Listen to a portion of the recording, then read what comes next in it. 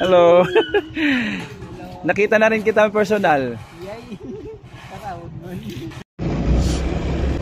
Good morning, good morning, good morning. Good morning po Luzon, Visayas and Mindanao. Ladies, Summer and Biliran. Nandito na naman ang nag-iisang Idol Florante. Yan o. Ako po ay papunta ng Barangay Katigbian. No? Kasi susundin natin si Idol Harry. No? Kasi mayroon kaming pupuntahan. No? Pupunta kami ng Alang-Alang Leyte. Yan, no? Pupunta kami ng Alang-Alang Leyte para kumustahin yung isang waray nun vlogger doon, no? I hope andon at magkita-kita po kami mamaya, no? So ngayon guys ay papunta pa lang tayo dito sa kay Idol Harry.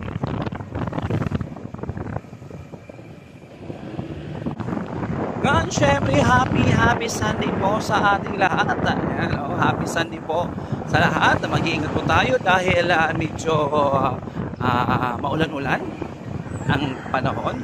Pero thank you Lord dahil gumanda po ang panahon ngayon, no? Gumanda po ang panahon ngayon. So thank you so much. Sana po ay ganito lang ang panahon hanggang mamayang hapon. Again, thank you so much po sa inyong lahat.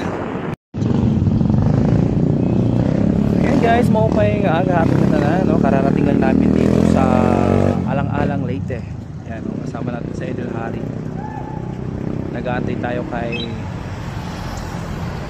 Kawaray. Nasaan kaya si Kawaray?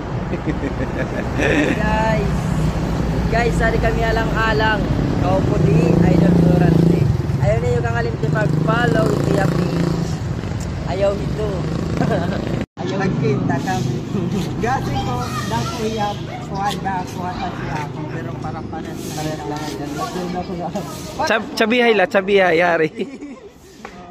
Support kita gyapkan Hari Katigbian Vice. Very humble ini